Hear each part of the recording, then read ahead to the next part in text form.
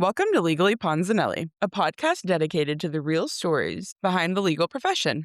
I'm your host, Stephanie Ponzaneli, a law graduate from the University of Arkansas School of Law. Each week, we will hear from law graduates who share candid conversations, practical advice, and real experiences that show you just how different everyone's journey into the legal profession can be. Today's episode is sponsored by two companies. First, Kaplan Bar Prep.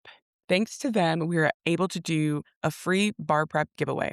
If you are interested, make sure you're following us on our social media platforms, which you can find in the link below, but they are Legally Ponzaneli and Legally Ponzaneli Podcast on Instagram. We also have a discount code that stacks with whatever sale they currently have going on, which is, in all caps, Pass with Pons. If you're going to use Kaplan, make sure you save some money. Our second sponsor is Belmonte, a skincare and lifestyle brand built around the reminder to stay still, grounded, and present. They are also linked in the show notes in the link tree. Let's get started. Can you please introduce yourself?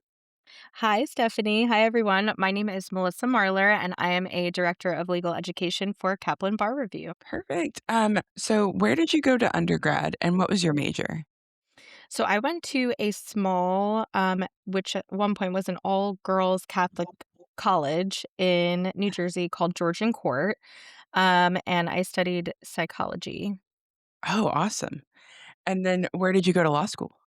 Seton Hall University in Newark, New Jersey. New Jersey. Okay. What was your experience like? Did you like it? Did you always know you wanted to go to law school? No, so actually my mom is a psychotherapist and I wanted to follow her footsteps. Yeah. So hence the undergrad in psychology. And Yeah. I had one of my first like simulated counseling sessions with like it was just one of my fellow classmates pretending to be a client. And they were like crying and like, I think my boyfriend's cheating on me. And I'm like, okay, let's address this like IRAC style, right? Like, what's Yeah. the issue? How are we resolving it? What's the rule? Did he do this? Okay, he's definitely cheating on you. And I made her cry. And the professor was like, you might not be a good fit for counseling, but you might be a good lawyer.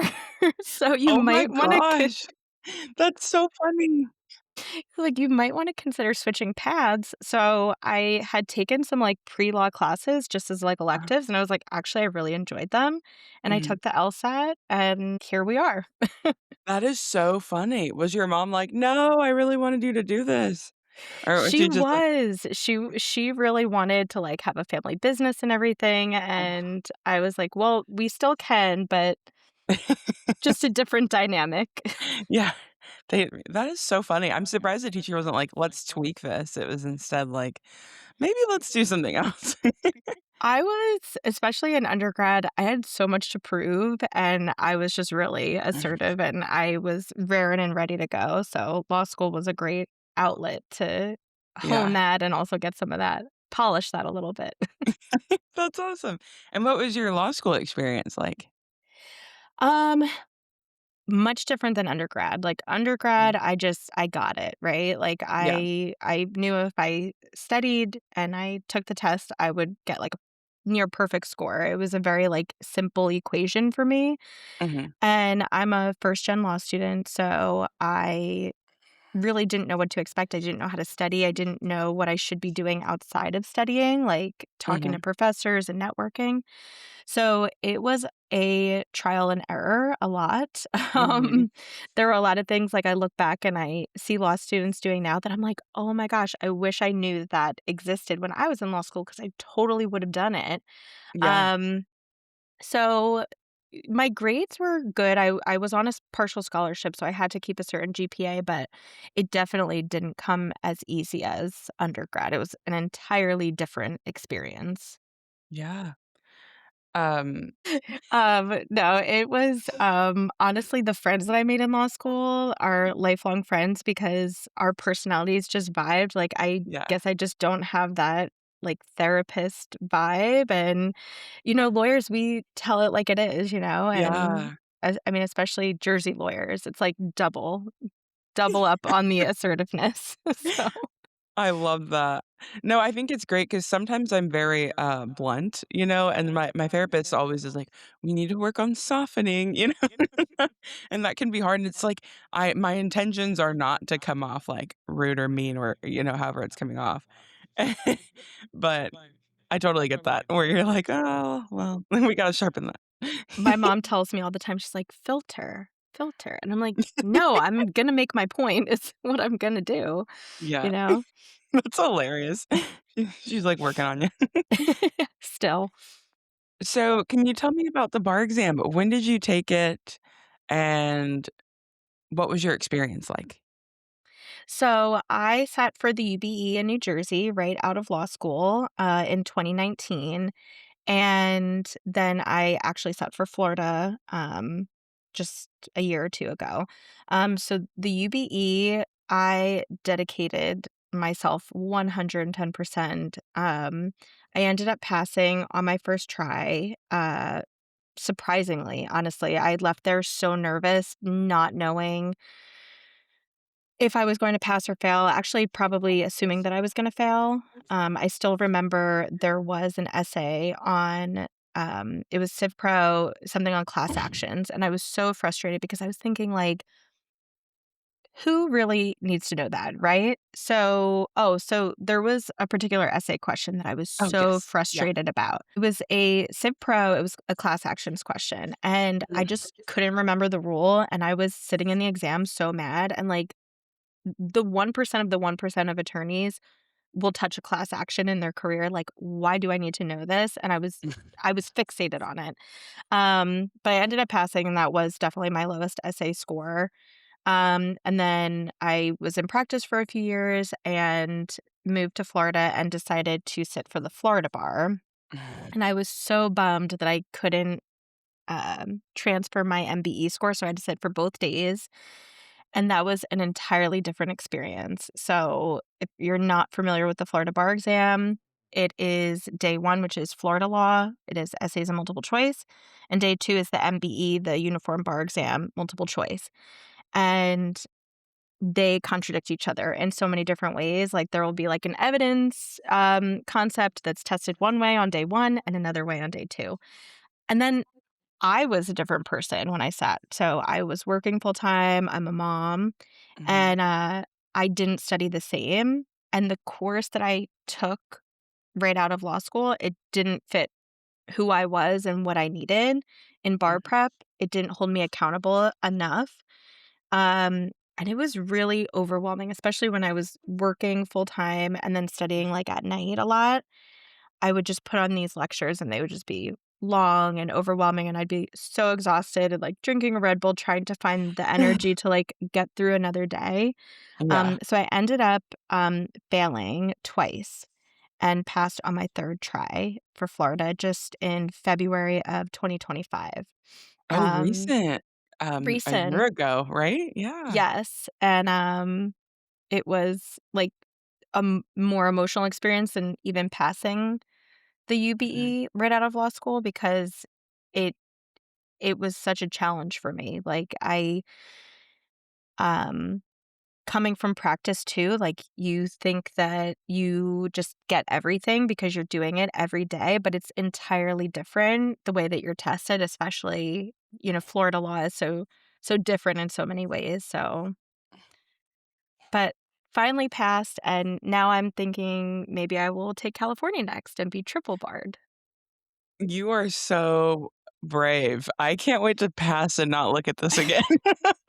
I'm I'm gonna be not like, su I'm not sure brave is the word, but, yeah, I don't know, I see these, like, people doing it, and yeah, it's inspiring, I guess, and something about bar prep, I know that it is rough, and yeah.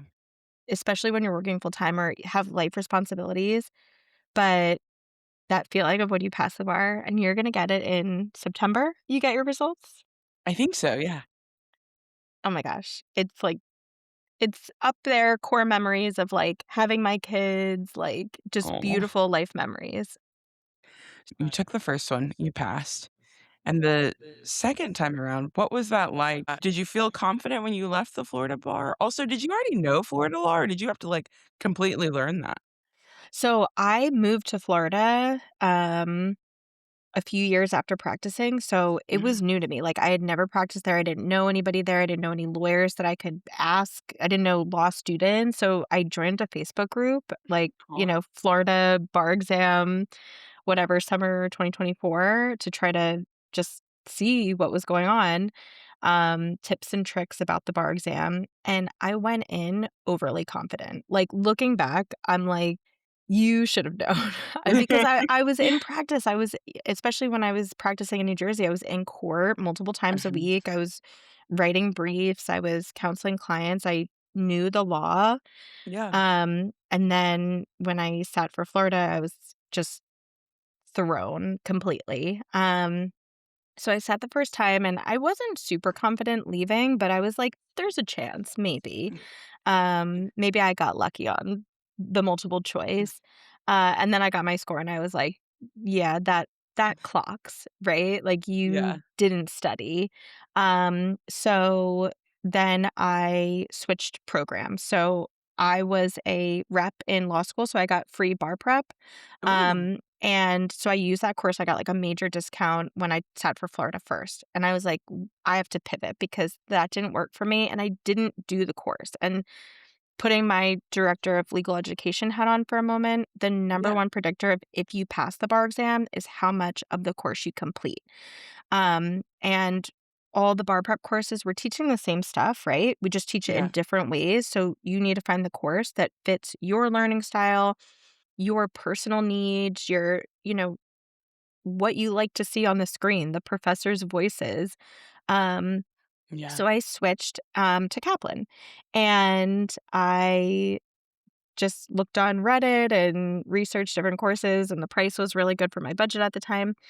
So I used Kaplan, and Mhm. it was an entirely different experience and fit my learning style. There's also community on Kaplan, which was basically like the Facebook group that I wanted, but specifically for people using Kaplan.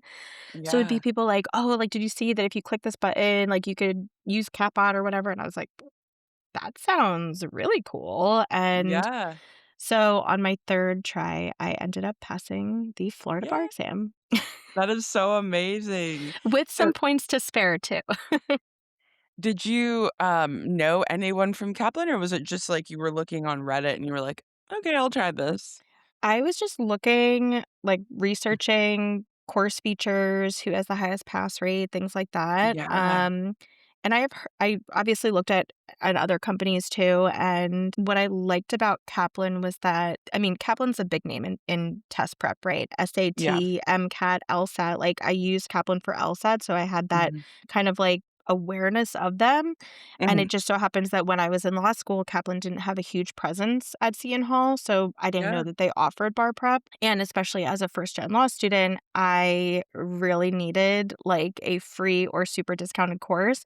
So I Yeah. became a rep for another company, and that's how I got my course to, prep for the UBE. But what I found, and it fits what I've seen with other students and also what fits with my particular situation, is the classic course that a lot of students use will help students pass the bar that are gonna pass the bar no matter what, right? They could Mhm. read a phone book and they're gonna pass the bar exam. But finding the course that helps you in your struggle areas or helps you with accountability, that's what I needed when I sat for Florida. When I sat for the UBE, I was dialed in 100%. I didn't do Mhm. anything else for 12 weeks. I don't Yeah. think I left my apartment. Like, once a week, my mom took me to Costco, and we would walk and whatever. It was, you Ugh. know, entirely different experience, but when I sat for Florida and I needed more accountability and things to keep me engaged, because I was also studying from like 9 p.m. to 2 or 3 o'clock in the morning, 5 nights a week. And then on weekends, I would study. So it needed to be engaging Yeah. and No, for like sure. short snippet videos to like keep me going. Like, watch a video for 10-15 minutes, do a quiz, and repeat. How was it like? you had a child during that. You were working full time and you had a child and you were studying from 9 p.m. to 2 or 3 in the morning. Like, how are you okay? Um, I have to thank officially Red Bull for sponsoring my Florida bar prep journey because I'm Yeah. serious. It was like I probably had like health consequences from the amount of Red Bull and the nerd gummy clusters. Ooh, those are Like good. Yeah. those I saw a video that was like this marathon runner and he Mhm. eats them and I had this idea. I was like, bar prep snack also? Like Yes. They so should sponsor you for that, honestly, that's awesome. Because everyone always talks about, like, studying for the bar is like running a marathon, so that it was a great is. connection, yeah.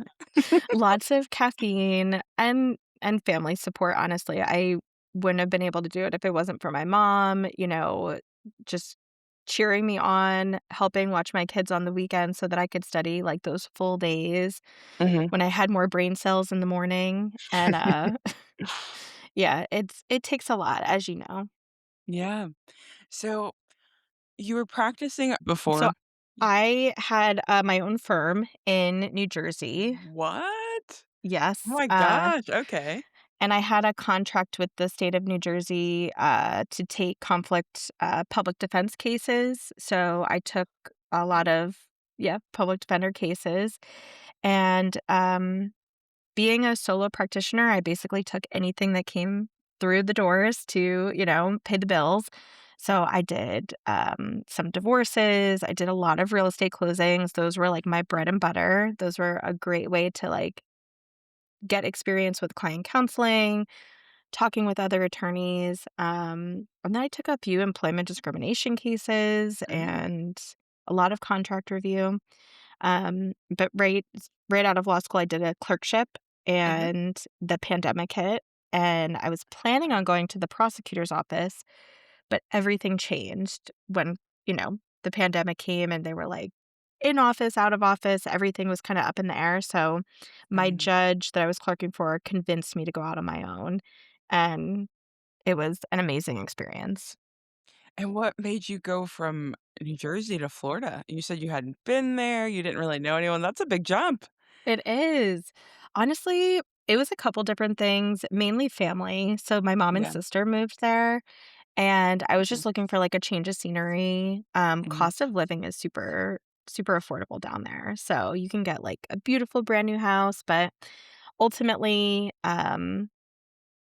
Jersey is just always going to be home for me. Aw, I love that. And how did we get in Kaplan then? So you closed your business and then you moved to Florida.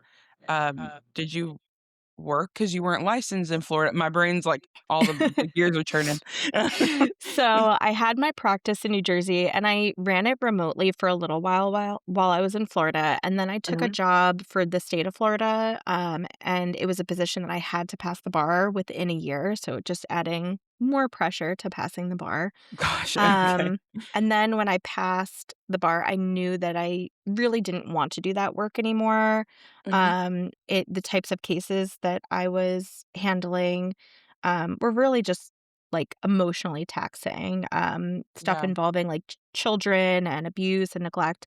So I knew that I wanted to transition and something more transactional or like a support role and do pro bono work and Mm. only take a case or 2 at a time and have that be, how I give back, and, I mean, it's why I became a lawyer.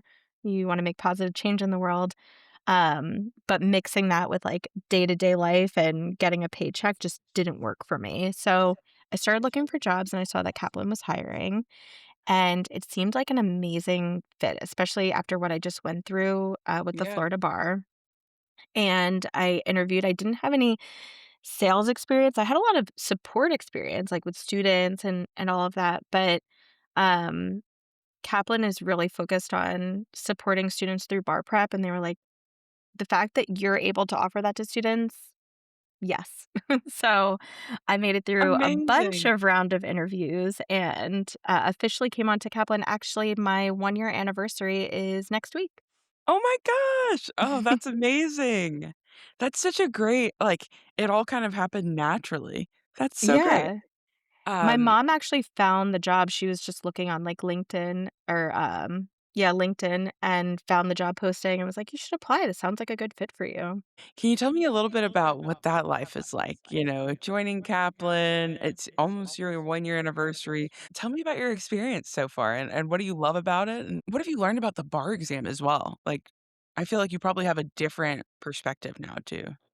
100%. So I kind of see what happens behind the curtain. Like I Mhm, see how the course is developed and the changes that are happening with the NCBE and the next gen bar exam.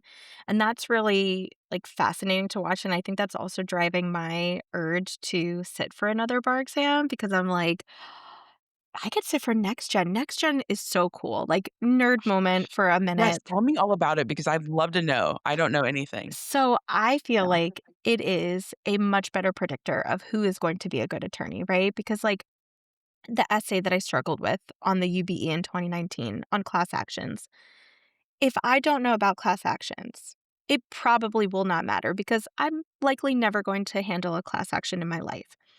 But if I did, if I found a case and someone else to handle it with me, I could, I have the skills, the legal research, the client Mhm, counseling to train myself on class actions and handle that case.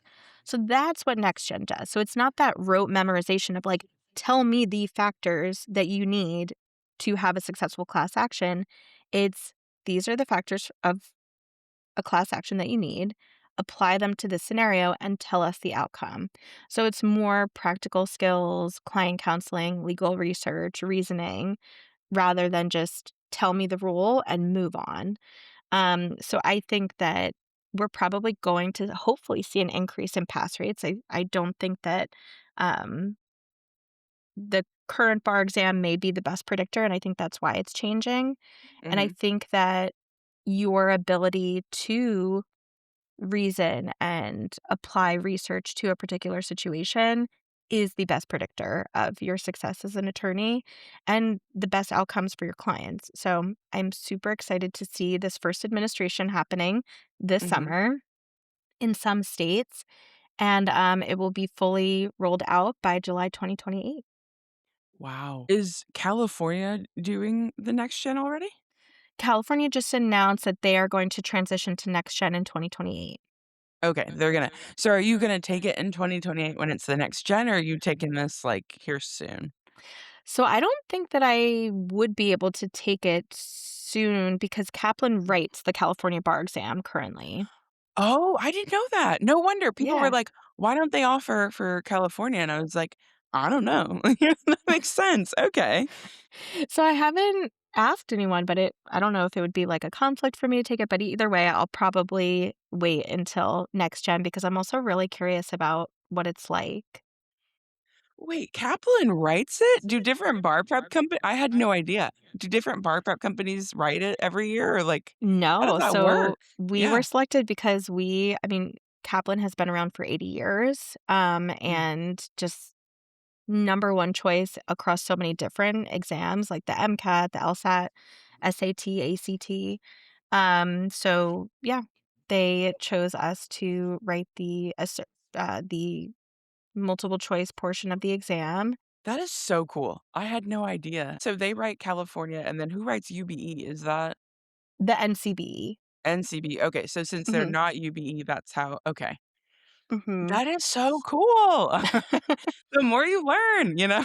I love Right. doing these. I learned so much.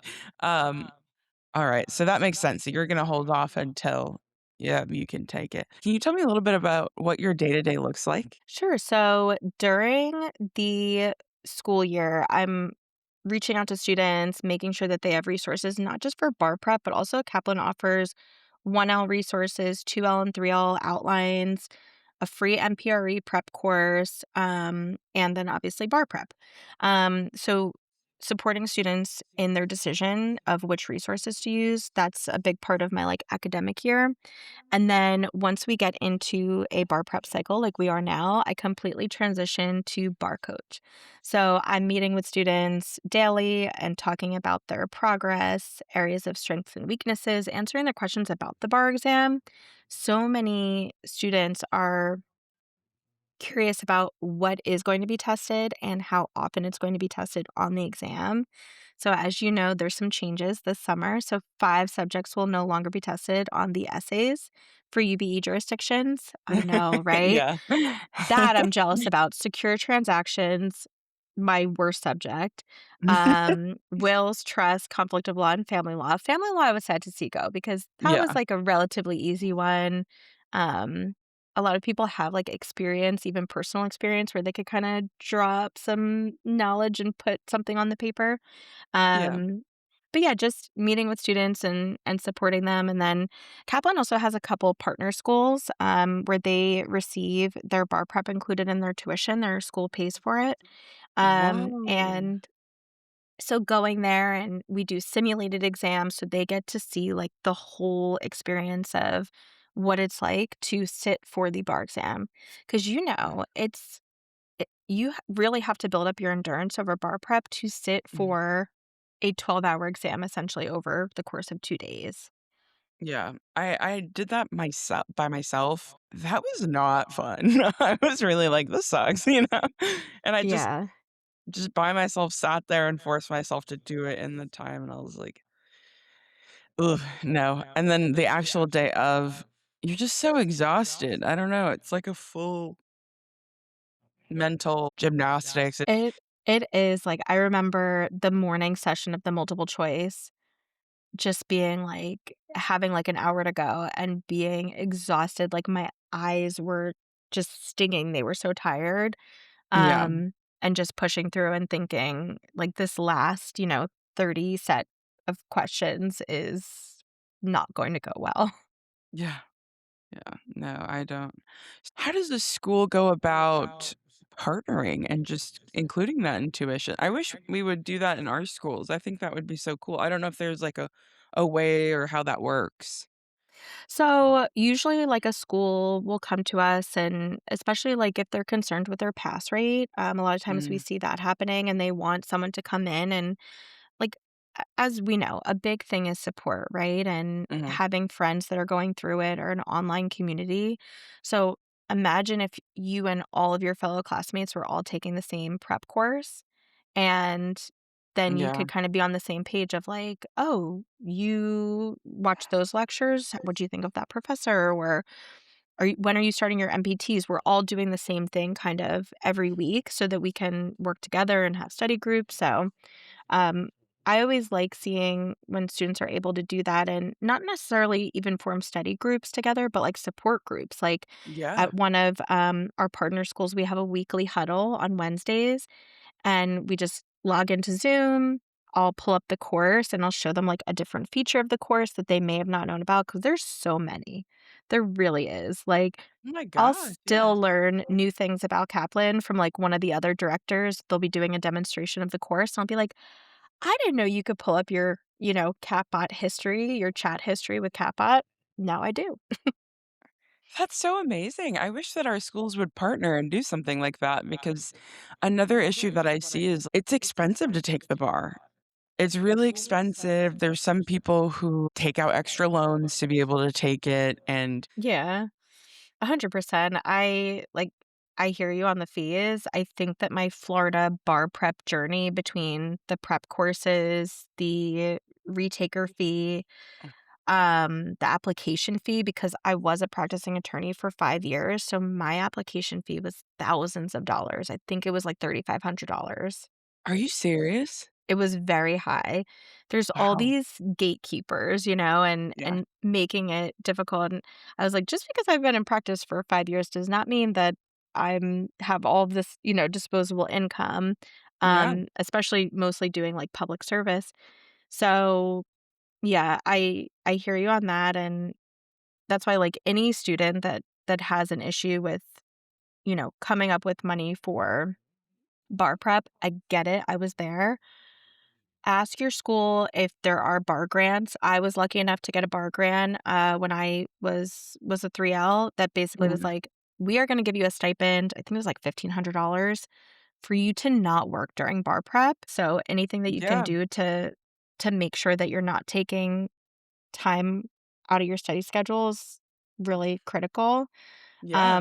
So bar grants, and then also reach out to Kaplan, obviously, and see if there are any rep positions available for your school. Could you tell us a little bit about what a rep position is, what that looks like, just for all Yeah. the listeners? Because I'm sure they wanna know too. So I was a rep in law school, and it was a great experience, number one. So when you start interviewing in law school, for summer positions or post grad positions, you're going to be able to answer all the law questions, right? Like you've been trained for this. But a question that you might be asked that you might not be prepared for is how are you going to bring business into the firm? I was asked that question and it threw me a little bit because I was like, well, I'm just doing legal research and writing, right? And especially if you're going into private practice, you need to be able to show those skills. So being a rep is actually a great way to showcase those skills of like I was able to, take marketing information or sales information and convert that into enrollments. I'm able to talk with people about a particular product or service that we offer. So it varies by school and by director, but at least for the schools that I'm assigned to, my reps on average table about an hour, maybe 2 a week, and it's meant to be super part-time and flexible, right? Like school, all of that comes first, and Mhm. basically you just hang out at the Kaplan table. Usually there's some fun snacks, some swag to give away, pens, highlighters, all that. And you just talk to students about the free resources that we offer or bar prep, which is obviously, like a paid for course. And that's basically it. Create helping us create that positive presence for Kaplan on campus. And then there might be a requirement with your director about like getting a certain amount of people to sign up. It's usually not that many. And then you get your free bar prep course. So some other companies I know like make you still pay, but they give you like a 50% discount. But we just say, nope, if you, tabled and talked with students, you are getting a free course. That's amazing. So anyone listening, if your school doesn't offer that, we need to find Kaplan for you at your school, and you can start it. Definitely. Could you tell me what Kaplan offers? What is that bar prep like? I've gotten to experience and I love it so far, but I'd love to hear from you. So Kaplan, in my somewhat biased opinion, is the best bar prep course. Um, and I always tell students this when I meet with them, the number one predictor of if you are going to pass the bar exam or not is how much of the course you complete. And we're all teaching the same subjects, right? Like we're told by the NCB what's going to be on the bar exam, but Kaplan does it in the best way and the most engaging way to get you to complete most, if not all of the course. So we kind of tailor the course to different learning styles, right? So if you are a visual learner, you get outlines. If you are an auditory learner, you're getting the lectures, the live seminars. If you're a kinesthetic learner and you want to learn by doing, you have unlimited essay grading. You can do a whole library of MPTs and MEEs. You have a Q bank with over 5,000 practice multiple choice questions that you can do. Um, and then, of course, there's our AI. So, over the past few years, Kaplan has really implemented a lot of different AI features into our course. One is the instant essay grader. So, with Kaplan, you get unlimited essay grading and you get to choose. If you're not into AI, you can submit to an attorney grader and you'll get your feedback within 3 days, or you could submit to the instant essay grader. I like a combination of both, so you feel like you're getting both experiences, but the instant essay grader is cool. You submit your essay and then you see the feedback populating, and it's a closed system, so you don't have to worry about like random information from Wikipedia ending up in your feedback. It's a closed system based on 10 years of Kaplan data, 200,000 data points of previously attorney graded essays, and our outlines that feed that. Um, and then another AI feature is CapBot. So have you got to play around with CapBot yet? No, I haven't. Tell me about Kaplan. CapBot is your on-demand law professor. So you can ask it anything. Like you could say, what is hearsay? It's going to give you the rule statement for hearsay. Are there any exceptions? It'll give them to you. Then you could say, help me with a mnemonic to help memorize the hearsay exceptions. tell me a game that I could play to help really understand, conceptualize hearsay. Mhm. And then tutor mode is more of a Socratic method. So you could say, what is hearsay? It'll give you the rule statement, but then it'll ask you a series of multiple choice questions until it determines that you have a sufficient level of understanding of hearsay, Oh, wow. which is how we learned in law school, right? Yeah. And really, like, you can ask it anything. Mhm.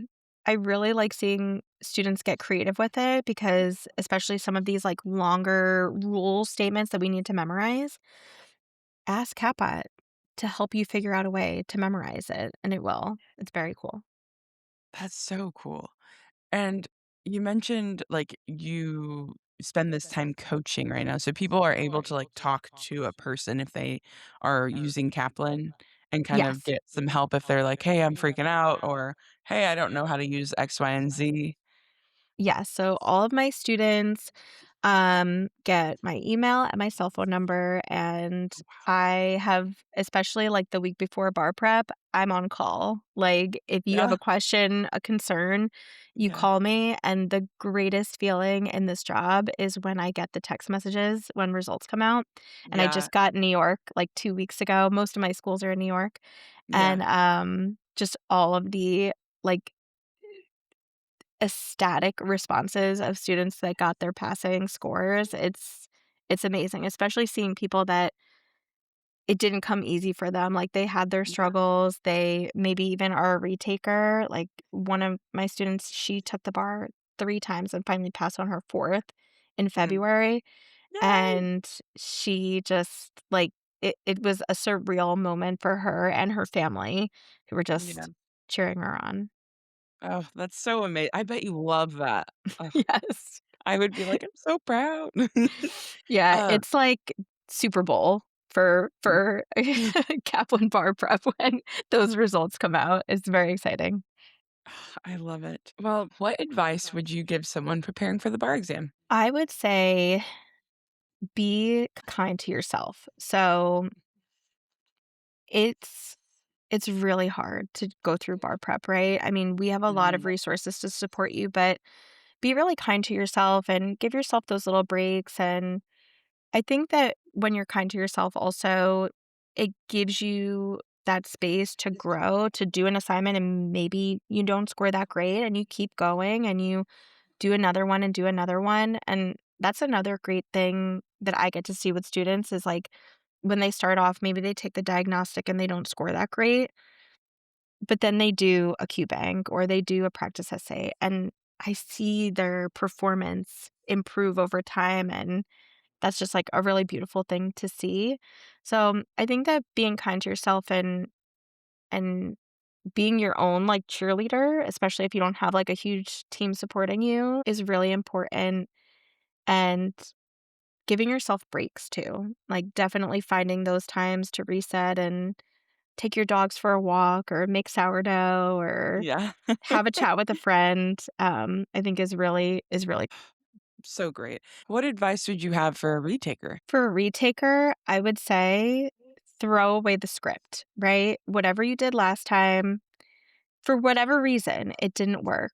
Mhm, So the first thing is sit with yourself and think about what things worked and what didn't, and areas that mhm. you felt really confident in. And you see, like, look over your score report and see areas of strengths. And don't do something just because somebody else did it, right? Like, Yes, yeah.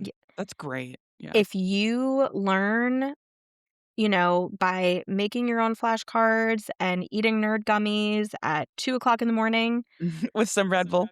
with some Red Bull, do that. If you learn going into a, loud coffee shop and just listening to lectures and passively absorbing them all day, do that, but also sticking to your study plan. That's, I think, a major mistake that I think a lot of people make is listen to your learning style and find ways to implement that, but sticking to the schedule throughout your bar prep. Um, and I say that not because, you know, it's what works for most people, right? But It keeps you organized and makes sure that you are completing those milestone assignments and Mhm. getting the right amount of exposure to different subjects and topics. So, like, there's some topics, like negligence, for example, Mhm. that's a tier 1 subject. You're gonna get 12 to 13 multiple choice questions on that. You need a lot of exposure to negligence. Whereas, something, contract remedies might not have as many questions. So, sticking to your study plan and making sure that you're completing those, and it's the reason why you choose a course like Kaplan, right? Like, why Yeah. you're paying that money to have that system in place to make sure that you are getting what you need to pass the bar. Wonderful. So Kaplan, and I'm not sure if the other companies do it as well, but, like, we license previously tested questions from the NCBE, and we also create our own with a team of law professors who are experts in their field. They've all been in practice for at least a decade in, like, whatever particular subject they teach. So this is really reliable information, a way of testing rather than, someone who might just be coming up with, like, a good practice question. Mhm. Um, and I think that, and especially with Kaplan, when you enroll, if for whatever reason you are unsuccessful on the bar exam, you get a free repeat. So, Mhm. and with that free repeat, you get to meet with your bar coach and look at your score report, talk about what you did, look at your performance in the course, and see what went wrong. And sometimes it's, as simple as, like, you didn't follow the study plan, you didn't do a particular, assignment, uh, a percentage of the course, that you didn't complete. But sometimes it's something else, and we're here for you. And it happens, right? It's not Yeah. this, like, big scary thing like Michelle Obama, JFK Jr. Like, these are people who failed the bar exam and went on to have amazing careers. And when I was in law school, the a guy in my class, he was just so smart. He had a career before going to law school at a really prestigious company. He was involved in everything, moot court, journal, SBA. He was like the golden student, right? Yeah. He failed the bar exam and everyone was shocked. And it was like, it happens. Yeah. It's not that taboo, right? If you look at the Yeah. national pass rates, sometimes it's around half. So it's like, Yeah. if it's not me, it's you, Yeah. like, it's gonna like, I took 2 bar exams, passed one the first time, failed one the first time. It's just, that's Yeah. it's something that you just go through becoming an attorney. And Yeah. I think my biggest advice for a retaker would be also don't be too hard on yourself, because Mhm. failing the bar is preparing you in more ways than you know to persevere and push through in times of challenges. And if you think about it, when you're trying cases, if you're going to be a litigator, you're going to lose a decent amount of the time, right? Like, Mhm. even if your client is right or innocent or whatever, you still might lose. And you have to figure out how to overcome that challenge, whether it's an appeal or post-conviction relief or whatnot. And that's what you're doing with bar prep. You're pushing through and you're figuring out a way. Love it. I think this is gonna help a lot of people, and I love that you mentioned because I did wonder how they would come up with the extra questions that weren't part of the NCBE, but that's really cool that you get, like, experts in their field to create. Yeah, like, two of my favorite professors for Kaplan are Professor Williams and Professor Mays. So Professor Williams teaches our MPRE course and Civ Pro. And Adam Mays does a lot of our live lectures, and he's kind of like a property, and dabbles in secure transactions a little bit. But you could ask them anything. These are human encyclopedias. It's Yeah. amazing to me, and it's like, that saying that, like, to be an expert in your field, you need to do something for 10 years. They both have. They were both Mm. in these careers for a long time before coming to Kaplan. That is so amazing. Today's my start back to studying day, so I'm like, I feel so inspired and ready, you know? So what are your assignments on deck today? I need to do you said it earlier, I can't remember right now, but Diagnostic? yes, yeah, I need to do Okay. that.